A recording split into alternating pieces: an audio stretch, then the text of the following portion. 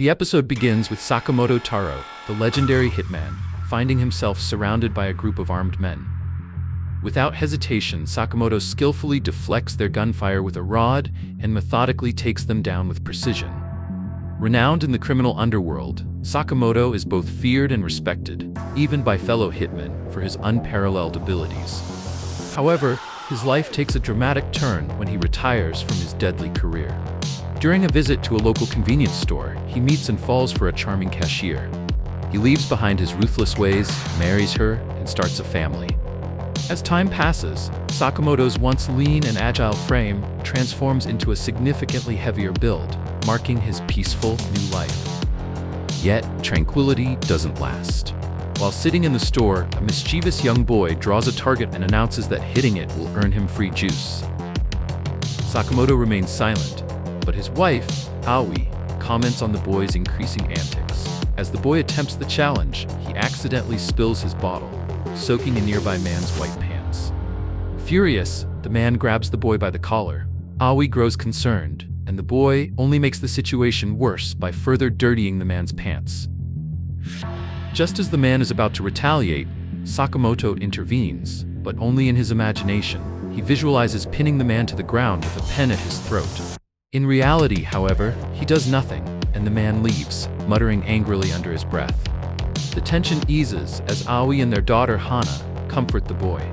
Suddenly, a mysterious figure steps forward, praising Sakamoto's imagined pen move. The man reveals himself as Shin, a former colleague and hitman with psychic abilities. Shin is shocked to see how drastically Sakamoto's life has changed, running a humble store and living a peaceful existence. Shin urges Sakamoto to return to his old life, but Sakamoto firmly refuses, wanting no part of his violent past. Still skeptical, Shin recalls the fearsome reputation Sakamoto once held among gangsters, earning the title of a legendary hitman. Frustrated by Sakamoto's apparent decline, Shin lights a cigarette in an attempt to provoke him. However, Sakamoto cuts the cigarette mid-air, showcasing that his remarkable reflexes and skills remain intact. Later, a surprising moment unfolds when a man approaches Sakamoto, not with a demand for violence, but for help trimming tree branches. Sakamoto, ever composed and efficient, assists with ease. The episode reveals a gentler side of him, as he's shown feeding a young girl healthy vegetables, underscoring his dedication to his new caring lifestyle. He even mediates a dispute among children at the park by splitting a ball in half. Shin, an old acquaintance, finds Sakamoto's transformation from a lethal assassin to a simple handyman both baffling and infuriating. Disheartened, Shin laments that Sakamoto has lost his edge. Before leaving, he warns Sakamoto that he will return. As Shin walks away, he's suddenly struck in the head, not by an enemy, but by one of the playful children in the park. Later, Shin reflects on Sakamoto's weight gain and dramatically changed lifestyle. Despite the physical differences, Shin acknowledges that Sakamoto's aura of dominance and respect remains intact. His thoughts are interrupted by a call from his boss, who reminds Shin of his duty. If Sakamoto has broken a rule, he must be dealt with, and failure to act will bring severe consequences for Shin himself. Feeling trapped, Shin ends the call and spends the night mulling over his predicament. Recalling his past experiences with Sakamoto, Shin resolves to complete his task, knowing that if he doesn't, someone else will step in. The next day, Shin arrives at Sakamoto's convenience store and is greeted by Sakamoto's wife, Aoi. Preparing for the task ahead, Shin silently attaches a silencer to his gun and enters the store. Without hesitation, he fires at Sakamoto, but in an unexpected move, Sakamoto deflects the bullet with a candy he tosses into its path, leaving Shin stunned. Shin quickly tries again, only to find that Sakamoto has vanished. Now completely confused, Shin is bombarded by objects Sakamoto throws at him, making it impossible to track his movements. Shin is caught off guard when Sakamoto shoots another candy, this time like a bullet. Though Shin dodges it, Sakamoto seizes the opportunity, rushing behind him and landing a powerful kick that sends a nearby shelf toppling over. The scene shifts, showing Shin waking up to find Sakamoto's daughter, Hina, standing before him. This revelation shakes Shin, as he realizes that he's not only confronted Sakamoto, but his family as well. Still grappling with his emotions, Shin is invited to dinner by Sakamoto's family. Initially suspicious, he wonders if the food might be poisoned, but since he's unbothered by poison, he eats. To his surprise, the food is incredibly delicious, even emotional, and he starts to cry. This reaction catches the attention of Aoi and Hana, who notice that Sakamoto would likely have had a similar emotional response. Aoi begins to understand the small joys Sakamoto is protecting by leading a peaceful life, which causes Shin to question his own motivations. After dinner, Shin prepares to leave, but Sakamoto shows him a paper with an invitation to return to his old life. This gesture leaves Shin speechless. The scene then shifts to Shin standing before his boss, who belittles him for his apparent failure. Unexpectedly, Shin kneels and pleads for his boss to spare Sakamoto's life, explaining that he now has a family.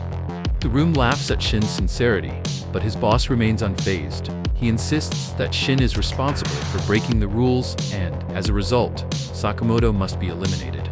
Shin accepts the harsh reality and, with resolve, offers to die in Sakamoto's place, hoping to save him. Shocked by this offer, the boss sees an opportunity to eliminate both Shin and Sakamoto in one fell swoop and accepts the deal. However, Shin soon realizes that the boss plans to kill him after Sakamoto's death. Using his ability to read the boss's intentions, Shin reacts swiftly, drawing his gun on him. A gunfight ensues as gang members attack, adding to the chaos. Amid the firefight, Sakamoto, who has been listening, activates a hidden feature in the convenience store, triggering weapons to appear around him. He grabs a gun and prepares for battle. Meanwhile, Shin finds himself trapped and outnumbered, but using his clever tricks, he manages to take down some of the attackers. Eventually, he's out of bullets and is shot in the leg, unable to escape.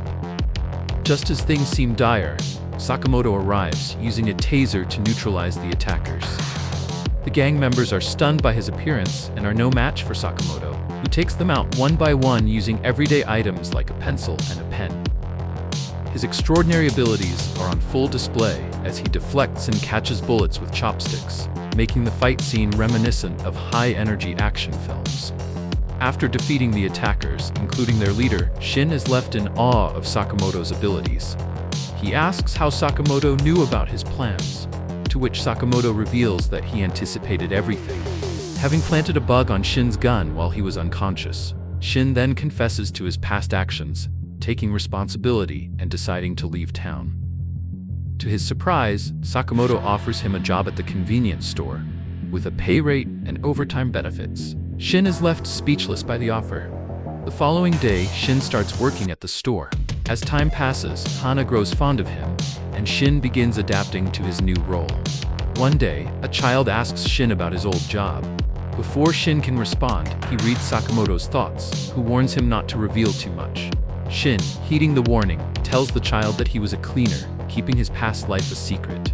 Episode 2 opens with Shin working at the convenience store, where he compliments Sakamoto on his impressive fighting skills from their previous encounter. Sakamoto's wife, Aoi, overhears and asks if he has returned to his Hitman work. Sakamoto denies it, reassuring her that no one was seriously harmed in the altercation.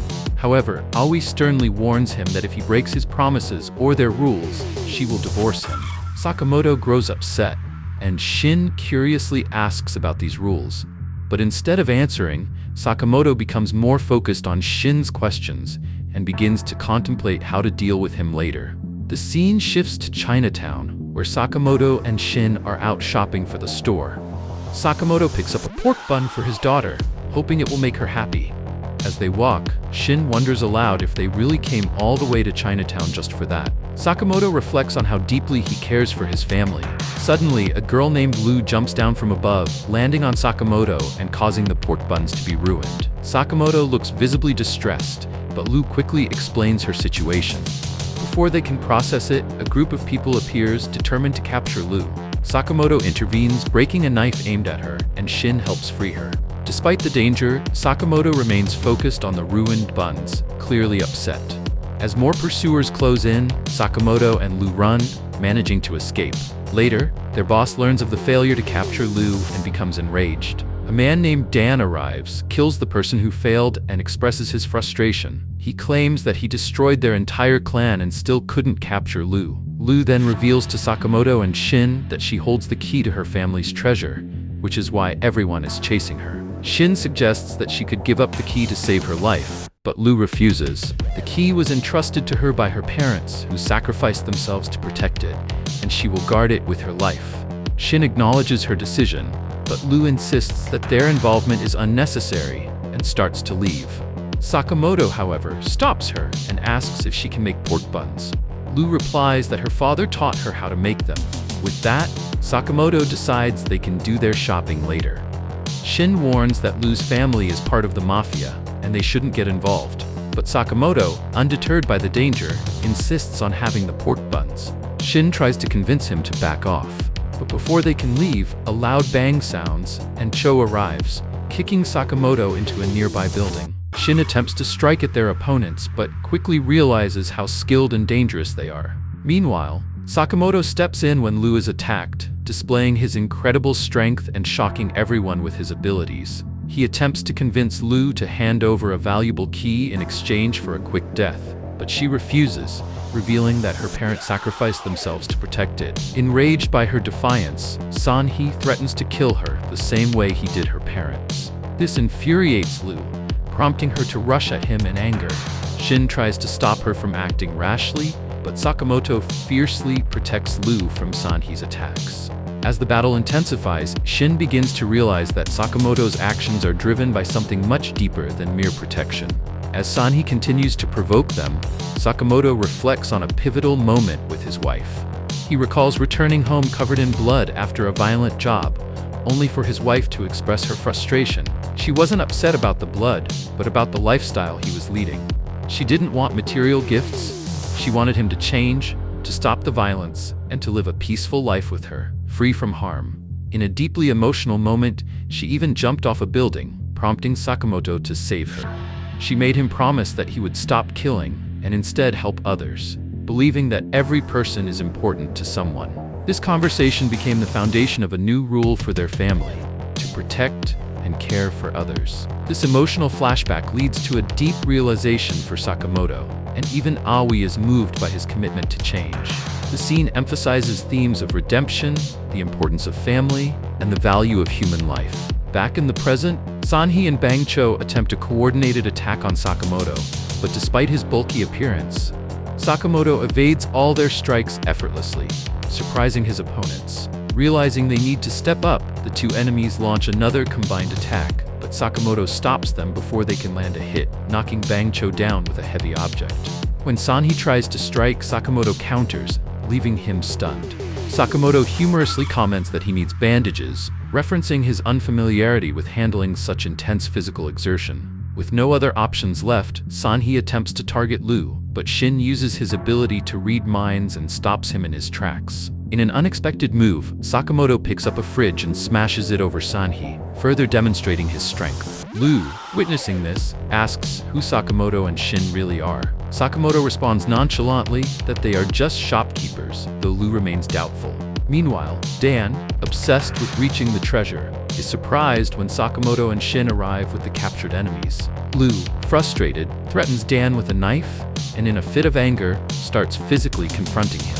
However, instead of killing him, Lu decides to spare Dan, recalling her father's advice that seeking revenge would only prevent her from truly living. She opens her family's treasure vault, revealing vast amounts of gold inside. They also find a book that details the L clan's tradition of storing valuable items for future generations. Curious about what her father left her, Lu discovers a heartfelt letter from him, expressing his hope to share a drink with her when she grows up. This emotional message moves Lu, and in gratitude for Sakamoto and Shin's help, she decides to share the treasure with them. Later, Sakamoto and Shin enjoy pork buns, which, despite their unappealing appearance, taste great. The scene shifts to Shin sitting in the shop when Sakamoto enters, complaining of a headache from drinking. Sakamoto asks for peace, and Shin brings him juice. To Shin's surprise, Lu enters wearing a shop uniform and explains that she has taken the job, as no one else would hire her. Later, Sakamoto reminds Shin to respect the family rules. Shin, having gained insight into these rules through his ability to read minds, acknowledges them. Sakamoto, now considering Shin as part of the family, emphasizes the importance of following these rules, warning him that any violation would have serious consequences. Shin, however, cleverly points out that Sakamoto's warning contradicts the very first rule. The episode then shifts to a secretive meeting where a group of individuals discusses Sakamoto, revealing that a bounty of 1 billion yen has been placed on his head. This sets the stage for further conflict, and the episode concludes with rising tension around Sakamoto's future. Episode 3 kicks off with Lu strolling into her shift at the convenience store, a casual 2 hours late. Shin, on the verge of a complete meltdown, scolds her like a volcano about to erupt. But Lu, like a Zen master in the middle of chaos, remains eerily calm, as if tardiness were some sort of ancient art form. While working, Shin notices a glaring mistake. Someone placed detergent in the juice section. His irritation spikes as he tells Lu to get her act together. Lu, ever the rebel, takes this as her cue to stack items in the most nonsensical way possible, as if she's conducting an experiment to test Shin's patience. Fed up, Shin demands to know if Lu has ever worked a job in her life. Lu nonchalantly replies that, yes, she worked for her dad, digging holes and burying barrels. This revelation only adds to Shin's exasperation, and he storms off to complain to Sakamoto, suggesting they fire Lu before she buries their entire inventory.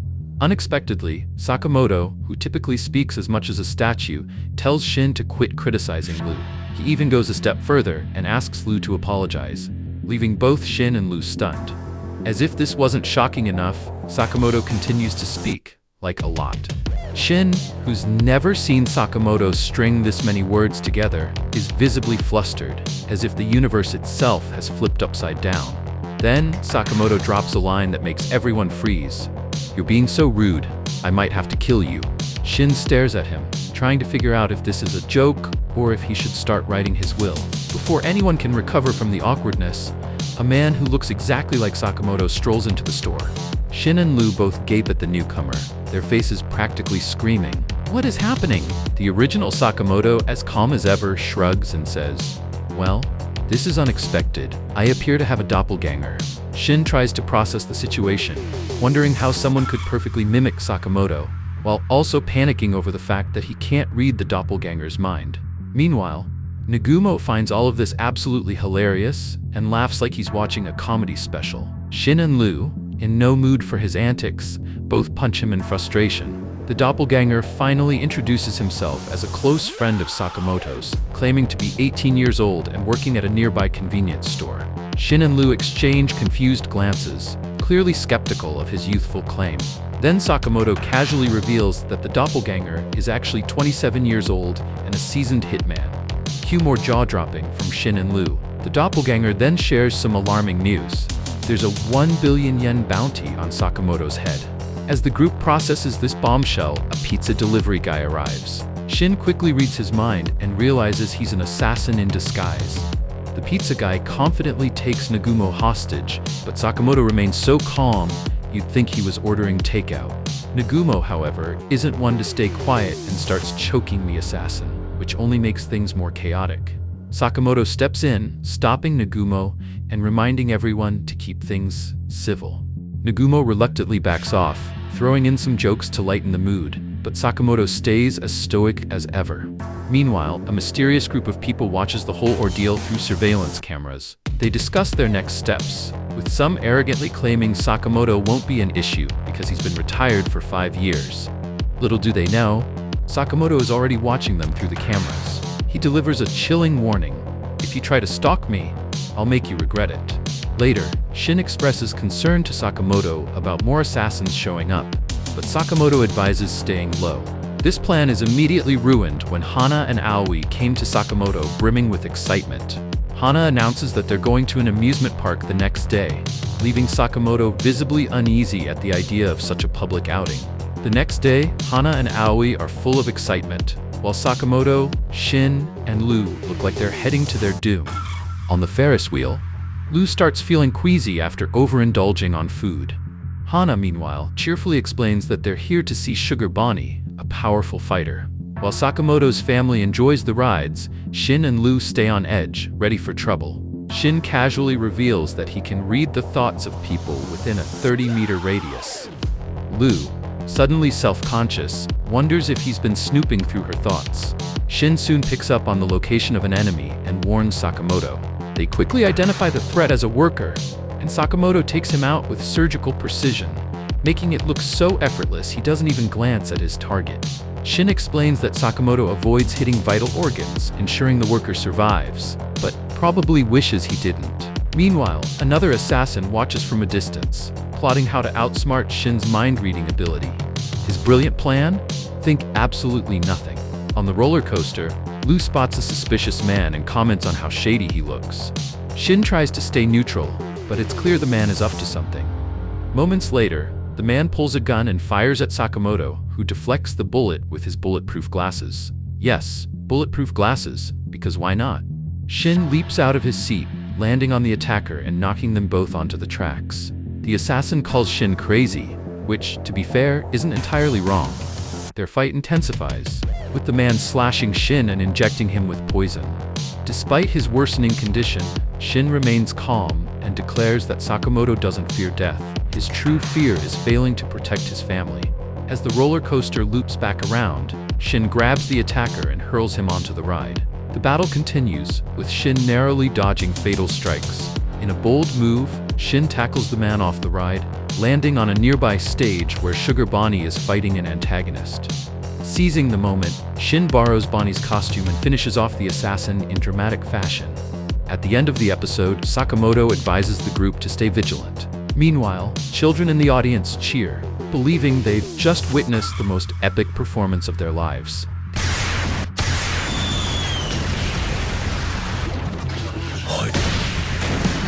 The episode starts with Lu on a roller coaster, feeling sick. Meanwhile, two assassins appear. The woman dislikes crowded places, and both have the same mission, to kill Sakamoto. Suddenly, the man scolds her for almost stepping on ants, showing that he only kills targets, not innocent creatures. She argues but respects his rule. Elsewhere, Shin uses eye drops to counter poison, thanks to a strange man who carries antidotes. Sakamoto asks him who sent him, but he refuses to answer. Lu grabs his knife, stabs him, and wastes the antidote, forcing him to confess. He reveals that Don Daka hired him, a company where assassins must complete missions alone. Shin mocks him for confessing so quickly, and the man admits he's just doing a part-time job. When asked if he's in JAA, Japan Assassins Association, he nods and explains that only 400 people in Japan are certified hitmen. He then asks if Sakamoto was part of the order. Sakamoto stays silent, confirming the truth. Ao and Hana arrive, and the group prepares to leave. Before they go, Shin steals the assassin's knife but spares his life. Hana even puts a bandage on him, making him smile as he watches them leave. Later, Shin admits the antidote made him lose his mind-reading ability for a while, making everyone uneasy. Meanwhile, in a washroom, Assassin Teisu is attacked by two killers, Obi Guro, Obi, and Boiled.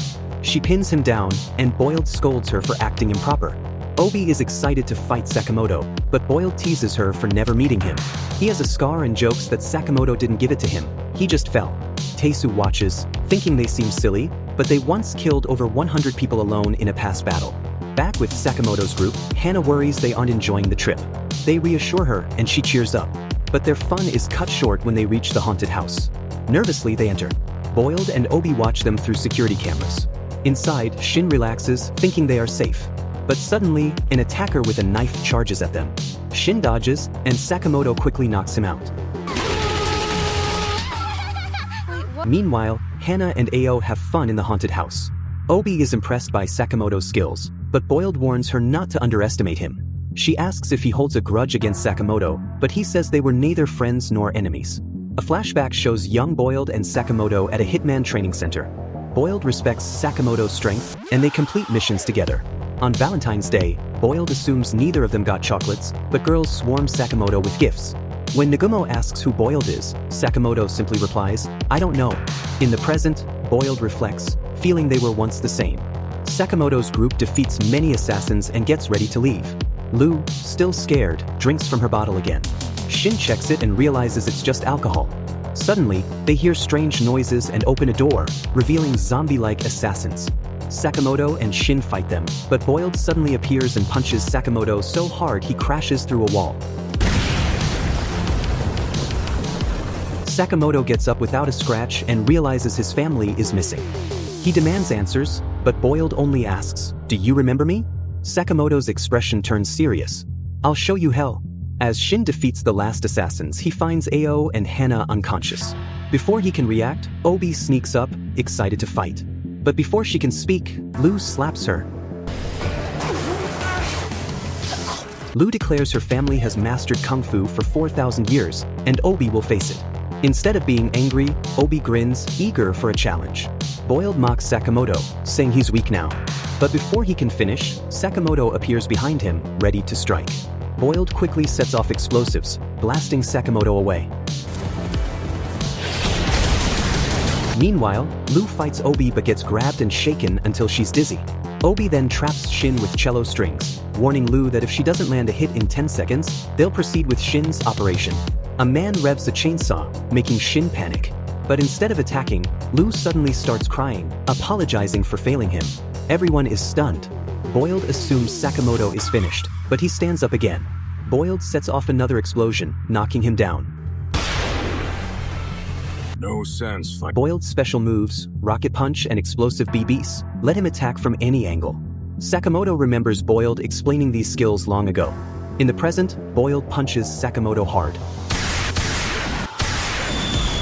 sending him flying. Memories of his family flash in Sakamoto's mind.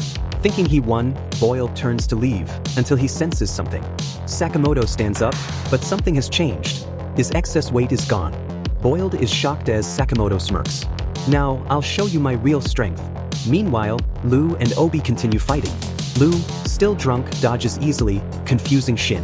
Her ponytail accidentally smacks Obi, making her feel lucky. Annoyed, Obi attacks, but Lu laughs and drinks more. Furious, Obi strikes again, but Lu lands a powerful kick to her face. Instead of anger, Obi is thrilled. Hit me more. This is fun. Lu admits she can't kill due to family rules. Obi mocks her, saying she only has 3 family members. This enrages Lu, who grabs Obi's leg for a big punch, but then suddenly stops. Her drunken state fades. Wait, where are we? She asks in confusion. The tension breaks, and Obi, amused, decides she wants to be Lu's friend, leaving Shin baffled. Back with Sakamoto, his slim new form stuns Boiled. But Boiled reminds him his family is still in danger. Sakamoto simply says, I trust them. Then, with incredible speed, he charges at Boiled, crashing through a wall. Boiled tries another rocket punch, but Sakamoto counters, breaking Boiled's machine. Desperate, Boiled uses explosives, but Sakamoto catches them midair. How is he still this strong? Boiled wonders. Sakamoto replies, I don't fight to hurt people anymore. I fight to protect my family. That makes me stronger. With one final blow, they crash into a Ferris wheel. Defeated, Boiled accepts his loss. Elsewhere, Aoi wakes up on a bench with Shin. Weren't we in the haunted house? She asks. Nervous, Shin mumbles. But we were just really tired. Noticing their torn clothes, she asks about Sakamoto. Shin panics and runs off to find him. Meanwhile, Sakamoto, now out of the Ferris wheel, is questioned by a woman. Wallet interrupts, saying, Lady, never ask how someone got hurt. When she asks about damages, he ignores her. Later, Sakamoto buys meat buns for his family and shares one with Bald.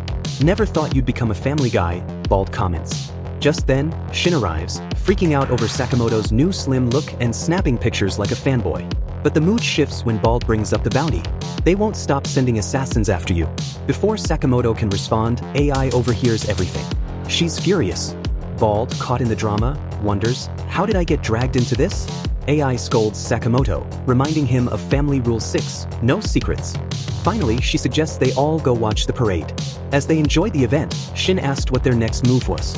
Sakamoto said they needed to find out who placed the bounty on him and make them remove it. That it wouldn't be easy since bounties were handled by the JAA, making it nearly impossible to track the client. With no leads, they left, still clueless about the JA's location. The next day, Sakamoto had gained weight again, frustrating Shin. They arrived at an old video rental shop, confusing Shin. Sakamoto explained that this place had all the information they needed, hidden in movies. They watched a film about Don Tankai, taking notes while Sakamoto dozed off and Lu got emotional. The cost? Nearly 1,000,000 yen, shocking Shin. When asked where he got the money, Sakamoto casually replied, old savings. As they were leaving, the cashier stopped Sakamoto, warning him that someone from his past was behind the bounty. But he refused to share more details, saying, the movie isn't out yet. Meanwhile, Nagumo was eating with a group when someone mentioned Sakamoto. Pretending not to know him, Nagumo annoyed one of the men, who attacked, but Nagumo easily blocked him. At the same time, another man stabbed a chef just for using neon in the food. Then, an elderly J member arrived. The 4 men there were part of the order, while 3 members were either missing or would never show up. The old man placed a photo on the table, revealing a mysterious assassin killing Hitman and leaving a bloody X at each crime scene. With over 100 hitmen dead, the order was assigned to stop this killer. Meanwhile, Sakamoto's team reached Don Tonkai's headquarters. They quickly took down 2 guards and went straight to the boss's office, fighting enemies along the way. But the upper floors were eerily quiet. When they entered the office, they were shocked. Nagumo was there, sitting among a pile of corpses. You caught me," he said. "I took out Don Tonkai's entire management." Then he smirked, "But I can't leave witnesses, so you all have to die." In a flash, he appeared behind Shin, pretending to stab him, only for the knife to be fake. Seeing their horrified faces, Nagumo laughed. Annoyed, Shin and Lu beat him up. After calming down, Nagumo revealed that Hitman had been getting killed for months, all marked with an X. Shin was shocked. How could one person kill so many assassins? Lu recalled a silver-haired guy mentioning the order and asked what it was. Nagumo explained that the order was an elite unit under the J, made up of the world's best killers. This worried Shin, as he had never heard of them before. Nagumo then warned Sakamoto about X. Shin and Lu brushed it off, saying they were no longer hitmen. But Nagumo pointed out that the killings started right after Sakamoto's bounty was announced. Elsewhere, a blood-covered man sat reading a book, an X drawn in front of him.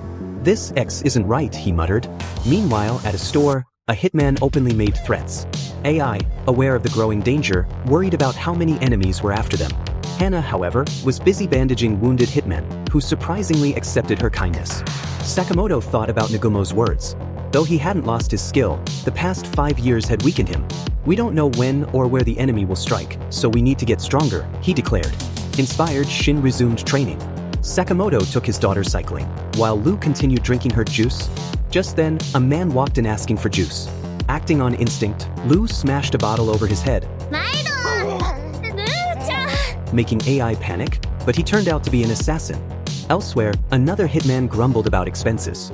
He planned to claim Sakamoto's billion-yen bounty, dreaming of luxury. Back at Sakamoto's shop, constant assassin attacks had left the place in ruins.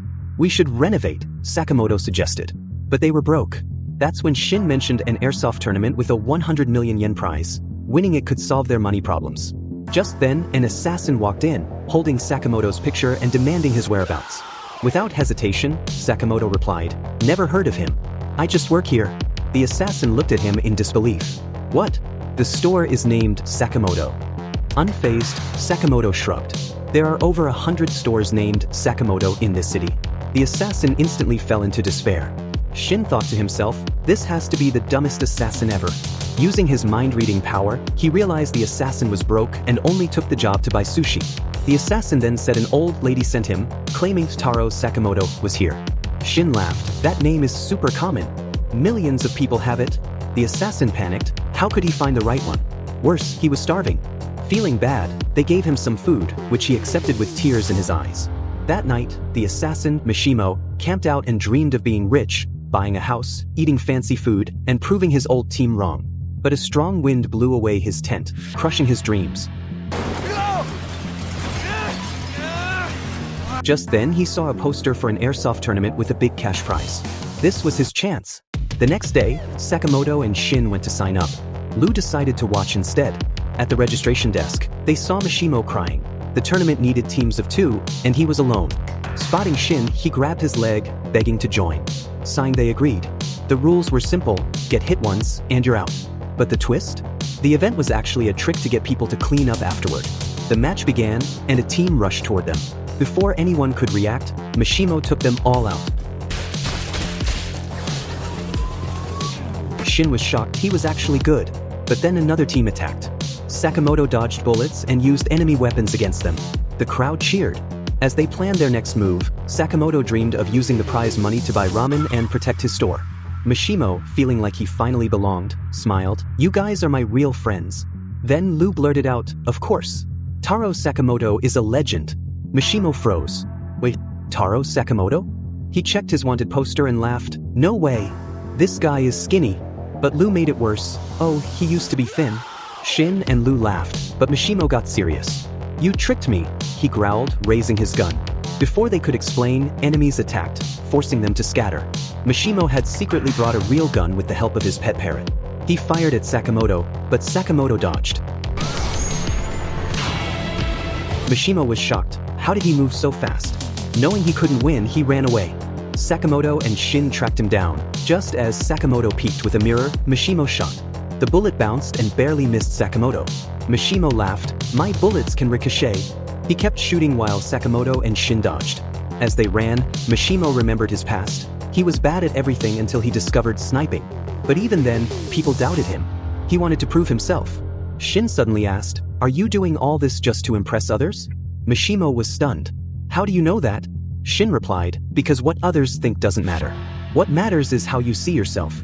Then, Shin screamed into his mic, making Mishimo's ears ring, giving away his location.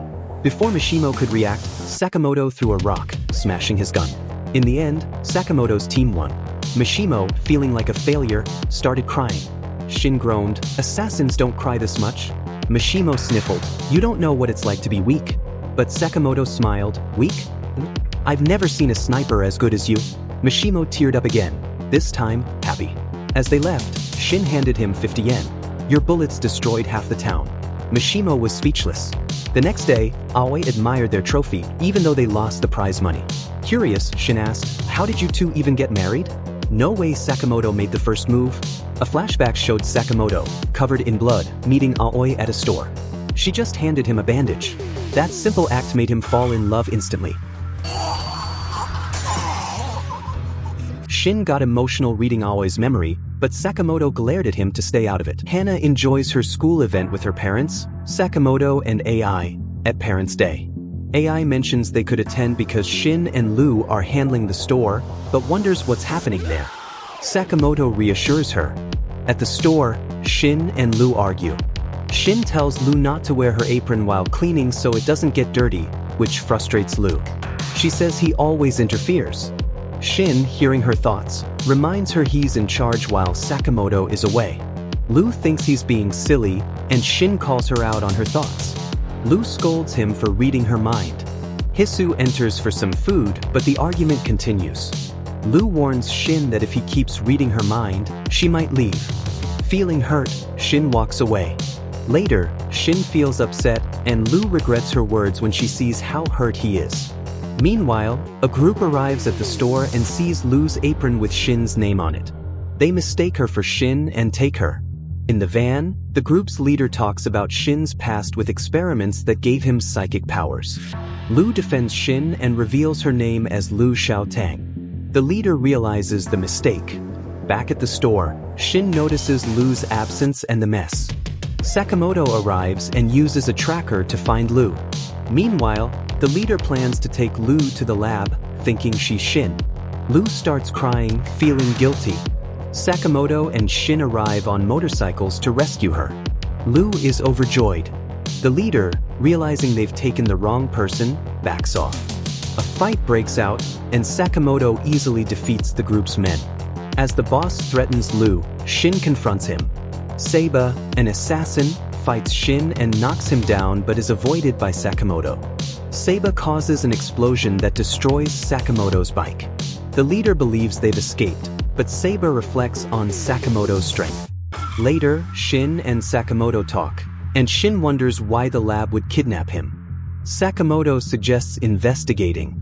They board a bus to the lab, and Shin says it's related to his past. At a museum, Sakamoto, thinking of Hana, wonders if they should bring her next time. Two girls ask for a photo, and though Shin refuses, he eventually agrees. They take a photo in dragon costumes. Shin thinks the costumes will hide their identities but mentions the lab is in the basement. Meanwhile, Lu, still being taken to the lab, feels something's off. They meet the boss. When he removes his mask, Lu is shocked to see stitches on his face. Seiba points out the mistake but says they can still bring Shin. The boss orders Lu to be taken for experiments and tells Seiba to find Shin. Meanwhile, Sakamoto and Shin approach the basement. Shin remembers the steps to enter, set the time to 8:20 and move the deer head. A hidden door opens, and Sakamoto is impressed by the setup. Shin tries a password, but it triggers a security system and a robot bear appears. Sakamoto defeats it, but another bear appears, and Shin handles it. Shin jokes about fighting bears, and Sakamoto says he's ready for anything. A moving dinosaur skeleton surprises Shin, but Sakamoto stays calm, thinking Hana would love it. They try to capture it, but Shin realizes the machine in its mouth controls it. Sakamoto uses a taser, but the dinosaur destroys their gun. Sakamoto punches the machine inside, breaking it, and disintegrates the dinosaur. Shin is amazed by his skill. Later, a scientist complains about pointless work. One of the group's members knocks him down, but Shin and Sakamoto stop him. Shin demands answers. The scientist explains that the lab was taken over by an assassin group a year ago. Kashima, wearing a deer mask, wanted to create weapons using people with special powers. The scientist reveals Kashima appointed leaders for the experiments. Shin realizes they'll need to fight the leaders to find Lu. Just then, Horiguchi, the floor leader, arrives.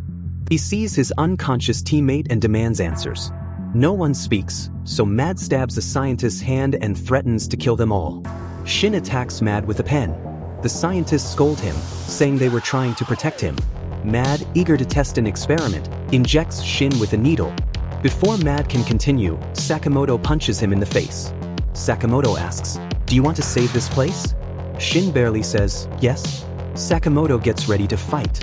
Outside, Shishiba and Osareji from the Order arrive with their own mission. We then see Heisuke stopping by Sakamoto's convenience store, hoping to grab something tasty for himself and his pet parrot, Pisuke. As he steps inside, he notices Hana sitting alone, crying. She tells him that Sakamoto, Shin, and Lu are all gone. Wanting to cheer her up, Heisuke reassures her that he'll track them down. Meanwhile, down in the basement of a secret lab, Lu questions an elderly man about who he is. He introduces himself as Asakura, the director of the lab. At first, Lu assumes he's the one who kidnapped her, but he quickly clarifies that he's actually a prisoner, just like her. Curious, Lu demands to know what he does know. Elsewhere, Shin and Sakamoto come face to face with Matt Horiguchi, a scientist obsessed with experimenting on both himself and others. He's beyond thrilled to battle the legendary Sakamoto, hoping to turn him into a test subject. Before Sakamoto can react, Horiguchi plants a strange chip on his neck. Confused, Sakamoto swings at the scientist, only to accidentally punch Shin instead. Horiguchi explains that the chip manipulates the brain into mistaking allies for enemies, but Sakamoto, always quick on his feet, figures out a way to use the effect against Horiguchi. Instead of hesitating, he throws a punch at Shin, which ends up hitting the scientist instead. Realizing his plan isn't working, Horiguchi scrambles to adjust his strategy. Back in the lab, Lu demands answers about why she was captured. Frustrated, she blurts out Shin's name, which immediately catches Asakura's attention. He asks if she's referring to Shin the Psychic, revealing that he was the one responsible for Shin's abilities. It turns out Shin wasn't born with his powers. He was once just an ordinary kid. Years ago, a man named Ando left Shin in Asakura's care, promising to return, but never did. As a child, Shin helped Asakura with his research,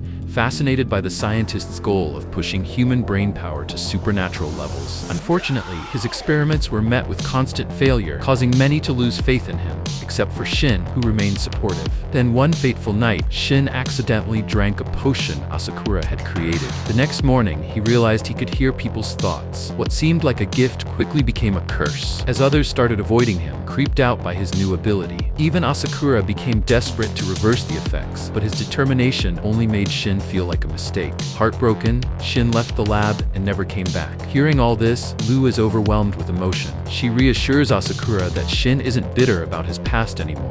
She tells him about Shin's life at Sakamoto's store and how he's learned to accept his powers. Asakura, relieved, finally smiles. Taking out a vial, he dissolves the prison lock, freeing them both. Lu wonders why he didn't use it earlier, and he admits that staying locked up kept him from being forced to help with more research. Before leaving, he asks Lu if Shin has grown taller, to which she playfully responds that he should see for himself. Meanwhile, Shin and Sakamoto are still battling Horiguchi, who has now tweaked his device to toggle the chip's effects at will. Every time Sakamoto tries to hit Horiguchi, the scientist switches it off, causing him to hit Shin instead. To make things worse, Horiguchi injects himself with a mix of chemicals that give him enhanced strength. However, Sakamoto and Shin work together. Sakamoto signals his moves to Shin, who relays them back. Their teamwork pays off, and a series of well-placed punches finally knocks Horiguchi out. After rescuing several trapped lab employees, Sakamoto and Shin make their way to the basement, but on their way down, Sakamoto falls into a hidden pit, leaving Shin alone. Elsewhere, in the basement, Kashima stands with his new allies, facing off against Shishiba and Osaragi from the Orders. Shishiba, noticing the pile of bodies around them, realizes they've stumbled upon someone important. He wants to extract information about Slur from Kashima, but Kashima refuses. Instead, his allies attack. Despite their reputation, Osaragi takes them down effortlessly with a single swing. Kashima finally joins the fight, showing off his bizarre ability. His pale, stitched-up body can detach limbs to reveal hidden weapons. He manages to land a hit on Shishiba, proving he's no ordinary fighter. Just then, Sakamoto crashes down from above, landing right on top of Kashima. Spotting Shishiba, Sakamoto is introduced to Osaragi, who immediately takes a liking to him, calling him a teddy bear.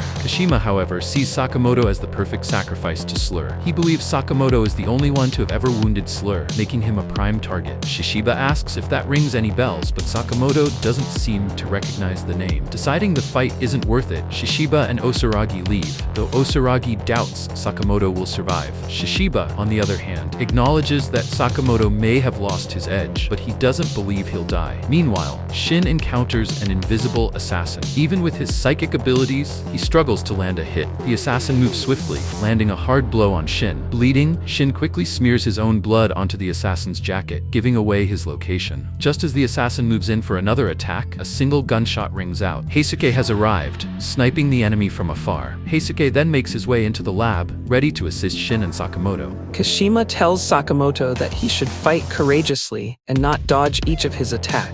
He further asks Sakamoto to give in, as he believes he can get the better of Sakamoto easily. In response, he tells Kashima that this place is important to his friends, which is why he is unwilling to back down. Kashima then reminds Sakamoto that he doesn't care what his friends want, and explains that his plan will truly revolutionize this lab. Sakamoto tells Kashima that he should care about the opinions of the people around him, or else he won't get much far. This ignites anger in Kashima as he questions Sakamoto if he thinks he is a wise man, mentioning that it is possible that Sakamoto's friends are all likely dead by now. He then proceeds to activate a gun from his throat, but Sakamoto quickly dismantles it by sticking a pen inside its barrel and making it useless. He then assures Kashima that his friends are not children as he thinks they might be. After being humiliated, Kashima explains how a person talking back to him is the second most hated thing to him after Christmas. In response, Sakamoto tells Kashima that he hates it most when a person doesn't stop talking. Inside the lab, the old man, Lou, and the hostage are hiding behind a wall, waiting for the guards to pass. Moreover, they have realized that the guards now know that they aren't where they are looking for. Just then, the hostage tries to go off, but Lou stops him, determined to escape safely, as she wants to make up to Shin by apologizing to him. Meanwhile, Shin is thankful for Heisuke for arriving at just the right time, but Heisuke is not sure whether it was a compliment or a mocking insult. Later, the enemy is hiding behind a wall, thinking where this sniper, Heisuke, came from, but he is sure that he can take him out if he can get enough closer to him. What he doesn't know is that Heisuke is actually a master of his skills. He appears to have sensed where Seiba is and shoots a bullet from his sniper. The bullet is so precise that it ricochets off of a steel wall and scratches Seiba's cheek. Seiba then turns invisible and proceeds to escape. Shin quickly starts chasing him, whereas Heisuke is not worried as he doesn't need to spot this guy to know where he is since he can hear his sound. Heisuke continues to try and ricochet his bullets to hit Seiba, but he manages to dodge every single one of them. Soon, Heisuke stops hearing the footsteps. Shin is also confused where Seiba has disappeared to. Suddenly, he spots him one floor above Heisuke and quickly alerts him. But it is way too late. At first, Heisuke thinks that he can easily take Seiba down since he is in a stationary position. But that's far from the truth. In no time, Seiba charges at Heisuke, throws a rod at him, and brutally injures him, taking him down in the process. He then stands tall and explains to Heisuke that he doesn't possess some sort of invisibility superpower. Rather, his suit helps him turn invisible. Not only that, anything that he is holding in his hand, with the suit on, it turns invisible to the naked eye as well. Meanwhile, Heisuke is devising a plan to come out on top in this situation. So he shoots another bullet, ricocheting off of a wall and injuring Seiba's shoulder. Seiba then starts playing,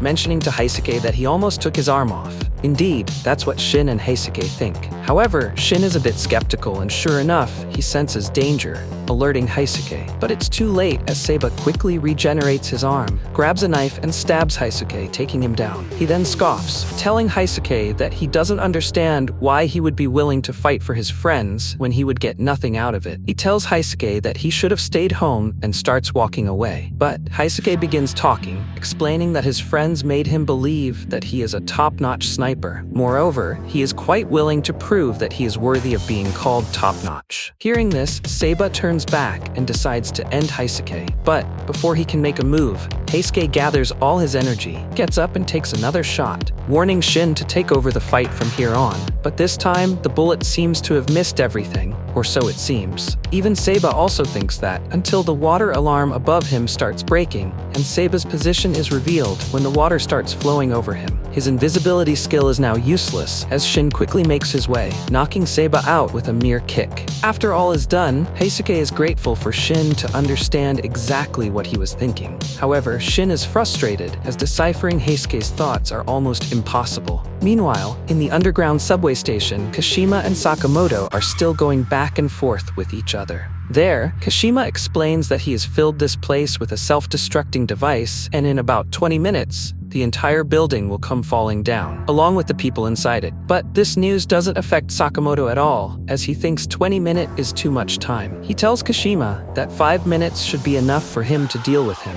Kashima then starts mocking Sakamoto's physique, criticizing that excess weight that he has gained. Further, he mentions how he is in a perfect shape, and even asks Sakamoto if he thinks Kashima is the pinnacle of a human being. Kashima further explains that he has modified his composition to be 70% heave weaponry, which is kind of weird if one really thinks about it. All in all, Kashima believes that Sakamoto stands no chance. Just then, Sakamoto reveals that he has brought weapons of his own. The face once filled with smirk completely fades as Kashima begins thinking if Sakamoto has been testing water this far. Then, Sakamoto proceeds to take out his weapons, a mechanical pencil, and a half-priced flyer. Kashima now grows more confident after seeing the ordinary weapons of Sakamoto and charges at him with full force. But Sakamoto quickly dodges, throwing a lead from the mechanical pencil, taking Kashima's left eye out. As Kashima proceeds to make his next move, Sakamoto throws something at him, blinding him completely. He then knocks him back to a wall, telling Kashima that only a third-grade assassin would rely on their weapons. In response, Kashima tells Sakamoto that he must be a lower-graded assassin then, since he cannot even take him down. Sakamoto then questions Kashima if he is immortal, but Kashima doesn't even know the answer himself. All he knows is that he cannot be defeated. Reliving a flashback where his master puts a cross on his mouth, Kashima tells Sakamoto that he is willing to do anything his master asks him to do. Meanwhile, a train is on their way. Kashima quickly grabs a grappling hook, throws it on the train, and ties Sakamoto with it, getting on top of the train. Meanwhile, Sakamoto remains unaffected as the train continues to drag him across the track. Deciding that it's enough, Sakamoto gets up, takes out the flyer, cuts the rope with it, and pulls Kashima, making him fall from the train, crashing into a wall. On the other side, another subway is coming their way. The captain is bored, hoping that something interesting happens today. Just then, he sees two full-grown men crashing through the wall, flying into his train. There, Kashima takes a moment for a breather, thinking that Sakamoto is really a remarkable assassin, as he is using the surroundings to his advantage. He now realizes why his master values Sakamoto so high. However, he is unable to spot him, thinking that he might have disappeared somewhere. In reality, Sakamoto is right beside Kashima, waiting for him to finish his thoughts. After he is done, Sakamoto kicks Kashima brutally, prompting him to realize how fast Sakamoto is. Sakamoto then tells Kashima that he wouldn't be holding back, since he is an immortal. Suddenly, a flashback kicks in, showing Kashima being all helpless in the middle of a crowd. He appears to have ended the lives of those who were picking on a stray cat. His only wish is to eradicate all the injustice in this world. For that sake, he is even willing to take up the mantle of being a vigilante. But the world just doesn't understand him, or so Kashima thinks. He believes that he is all alone in this, and that people don't think the same as him. Just then, the same crowd of people begin falling, lifeless, one after the other, as a man passes them slowly. His eyes are filled with immense aura as he continues to approach Kashima. There, he tells him he understands how Kashima feels, and explains that the world deserves to be a better place. For that, he is willing to do the necessary very evil. Kashima then begins pouring out his frustration, but the master calms him down, assuring him that he accepts him completely. Back in the present, Kashima tells Sakamoto that he has to work hard to achieve his master's dream. But the train has come to a stop as an elderly lady walks in. Sakamoto then grabs Kashima and throws him off, telling him to make some way for the elderly lady to sit. As the train continues on its way, Sakamoto gets in a private room with Kashima and begins giving him a proper beating. Kashima is completely helpless, as Sakamoto is continuing to be too fast for him to handle. The train then arrives to the next stop, and Sakamoto continues dragging Kashima all around the train. Soon, Kashima thinks he has had enough. He activates a gun from his stomach and fires it at Sakamoto, throwing him to another train. Kashima thinks that he has completed his job and has successfully gotten rid of Sakamoto. He continues yapping, thinking that he needs to change into a proper attire once he goes to attend his master. In the meantime, Sakamoto has made his way back to the train, standing beside Kashima, yet again waiting for him to finish his thoughts. The two then fight for some time, with Kashima being frustrated as to why he cannot win over Sakamoto, someone who doesn't have any goals in life. However, Sakamoto has no idea what this guy is talking about. One thing that he is certain of is that he doesn't want Kashima to be around his family. Sakamoto then summons all his energy and punches Kashima so brutally that he is thrown out of the train onto the train station. After dealing with Kashima, Sakamoto receives a phone call from Shin. He tells Shin that he has taken down their leader and asks about Lu. Shin explains that he is heading there and explains that the enemies have triggered some sort of a self-destructive sequence inside the building. Since Sakamoto is already aware of it, he asks Shin to hurry, informing him that there are only 15 minutes left. Meanwhile, Lu and others are trying to escape the building. But Lu gets in a dangerous situation when some rubble is about to fall on her. But Shin arrives just in time, pushing Lu away from the danger. As the two are now in an awkward posture, they quickly separate as soon as Heisuke arrives to not create any confusions. Just then, Lu bursts into tears, apologizing to Shin for saying harsh words to him before. Meanwhile, Shin is getting irritated with Lu snorting all over him. After she calms down, Shin explains that he is apologetic of his behavior earlier as well. Soon, the old man arrives. Seeing him, Shin is happy, and he seems to be familiar with the old man. After a while, Shin questions the old man if he has a map of this place, as they have to get the people in this building to safety as well. Although the old man doesn't have a map, he does have it memorized, and so he continues to draw it onto the floor. Now, they need to figure out a way to save these people. There, Shin starts to use his abilities to hear the voices of the people in need and their cry for help. After spending a few seconds, he figures out and points to a floor in the drawing, mentioning that's where the survivors are. He then quickly asks Lu and Heisuke to handle the people on that floor. Moreover, he decides to continue further, looking for more survivors, along with the old man. Along the way, the old man is genuinely happy to see Shin making the best of his abilities. But he tells the old man that he and his research is to be thanked for it. Meanwhile, in the security room, Shishiba is looking for someone to take care of. At the same time, Osaragi has been tasked with slicing up the rubble that's falling. After analyzing the footage from the camera, Shishiba spots Slur, but he is unable to see his face clearly as the footage is quite blurry. However, Shishiba doesn't need any more evidence, as he proceeds to destroy the screen. He then boldly remarks how messing with the order means automatically signing a death warrant. Simultaneously, Shin spots two men in front of him, telling the old man to deal with the one on the right side of the hallway. As for himself, he decides to help out the second man. But, as Shin continues on his way, he spots a man. But that's not someone who is in need of any help. This appears to be Kashima's master, and the bloodlust coming off of him terrifies Shin so much so that Shin is frozen in his place from fear. As the aura-filled man passes Shin, he is unable to move even an inch. While passing Shin, the man asks him to give his regards to Sakamoto. Later, Shin makes his way out of the lab. There, the scientists assure him that the destruction of the lab doesn't matter since all the research they have done is stored in their brains. Thereafter, the old man approaches Sakamoto and his team, appreciating them for what they have done for Shin, hoping that they can continue to take care of him. Lu assures the old man that he doesn't need to worry about Shin's safety.